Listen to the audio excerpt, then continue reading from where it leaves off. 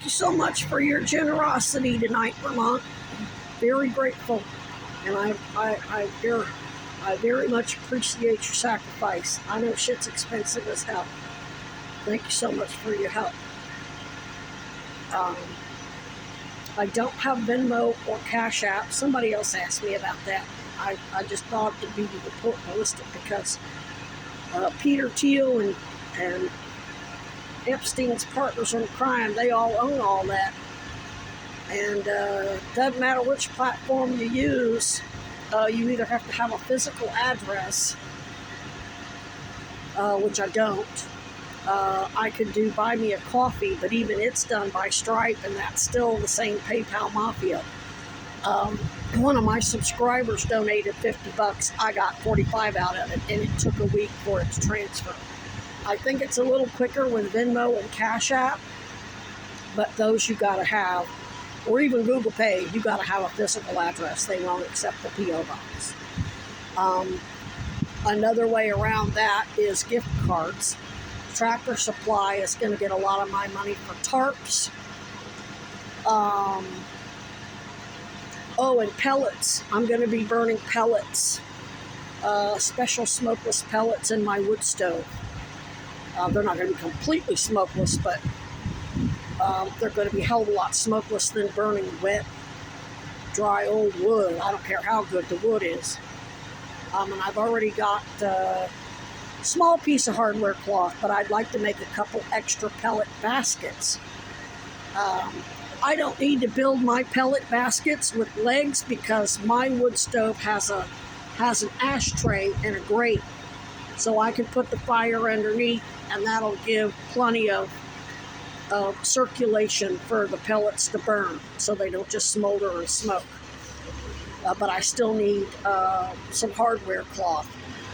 So I need tarps, I need drop cloths, canvas drop cloths. Everything I need I can get from Tractor Supply for both shelters to get them properly insulated. The new cabin, all I really got to do is cut down the logs, and all the wood I've already stocked up with my chainsaw.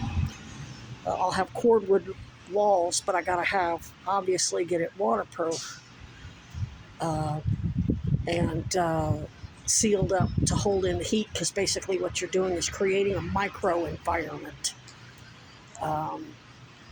The 8-inch logs of cordwood, 8 to 6 inch, will hold in the heat, and then the tarps will not only hold that in, but keep the water out, most of it. And the cordwood, I'm not going to use any sort of cement or clay for the cracks. I'm going to use small pieces of wood, but there's still going to be some cracks, and I'm not going to do chinking, so the tarps will help keep the draft holes out. I'll probably eventually get some sheets of 1/2 inch or 3/4 inch insulation panels, but they'll be cut down. They won't be secured in such a way. I'm building it in such a way that it's going to come down really easily if need be. But I really kind of want it to be permanent enough, because I'm never going to abandon my raccoons. I'm always going to be out there for them. I mean, I've only got 8 left. They've murdered all the raccoons, and I really want to be out there for the ones that are left. They murdered Sass, they murdered Smokey, her entire family, all but 3 of Dolly's kids. Foxy and 3 of her kids are still around. Bambina's still around, but both of her babies, Malu and Milo, are dead. They got vaccinated and just mysteriously died. Thunderstorm, so I'm going to take care of them, and being out there kind of motivates me to get justice for them. That's not to say human lives don't matter, but I think we can all agree that there's a special place in hell for anybody who tortures animals to death.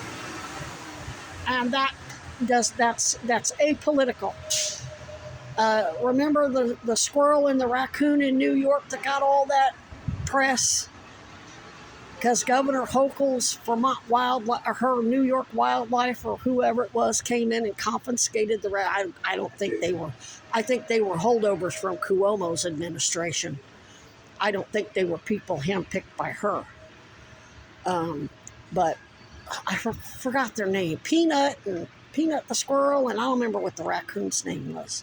Yeah, that was all Republican. So, the Republican, Democrat, Independent, everybody hates a motherfucker who tortures animals to death. Everybody. So, that's kind of a unifying cause right there.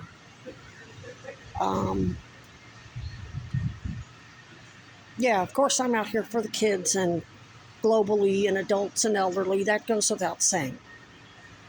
But I get so distracted that it just kind of gives me strength to picture the dead raccoons. But of course I didn't see them dead. What's really suspicious is where's all the carcasses? They have to be coming out and collecting those.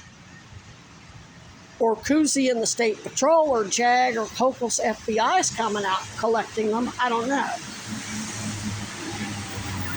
Because even just the three dead that I had with Mimi and her two girls, I remember when the wind came from the north, where their nests were. The wind came from the north and stuck up the whole camp like rotting carcass. That was just 3 adults. Imagine 30 or 40 dead raccoons, what that park would stink like. Or once they know they're getting sick and dying, they come in and trap them somehow and then take them out so they die elsewhere. So I'm not filming it and getting more sympathy for them. I don't know what's going on, but here's what I can promise you, Vermont. You keep me functioning so I can buy my chemo pills, and as long as I got the chemo pills, I don't need nothing for pain other than to just detox off of it, and I'm almost done with that.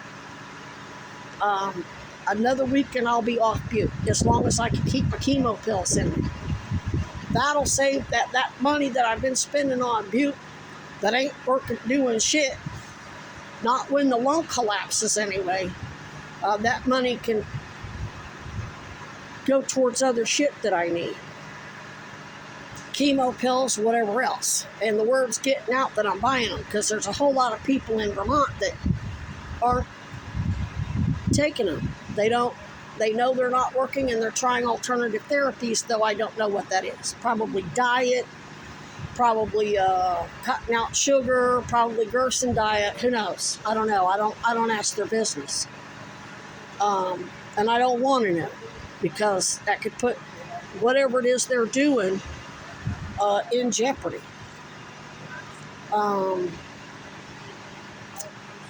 But as long as you got me, I'm going to work real hard for you. You sacrifice for me, hell or high water, collapse lung or not, I'm going ham on these motherfuckers. I'm going to set them up 6 ways to Sunday, and I haven't quite figured out what I'm going to say when I call the police, but I'm going to make sure that it's short, quick, and to the point, but make sure there's no plausible deniability. And while the state police and Cousy and JAG and Hochul's feds are listening, those, whether it's the dispatcher, whatever cop calls me back, if a cop calls me back, or whether it's somebody from Howard Center impersonating a cop, Paul, whoever the fuck it was, when he didn't immediately identify himself as Howard Center, that was him knowing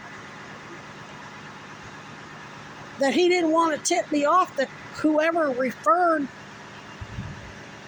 had him call wasn't basically calling me a crazy conspiracy theorist and mentally ill or whatever. So they're telling on themselves 6 ways to Sunday. I'm going to make the calls from Church Street within the proximity of a state patrol car. So, and I think that they were sending Bill Kinnear because they wanted me to call on him so they could roll up and kill him. Remember, I filmed him many times with his crazy act or looking high or whatever. they had him buying drugs and doing drugs.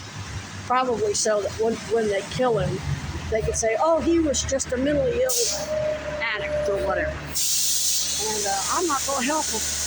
I'm not going to help him, sweet. So that as much as I can't stand Kinnear and warn him, but there's a whole lot of other people that aren't enthusiastically participating. A lot of the people they turned out as snitches were forced. They didn't have an option. So, anyway, thank you so much for your generosity, and I'm going to get you as best I can. You're going to get a men's association candidate level PI working for you, and your families, and your pets that are getting tortured to death by these scams.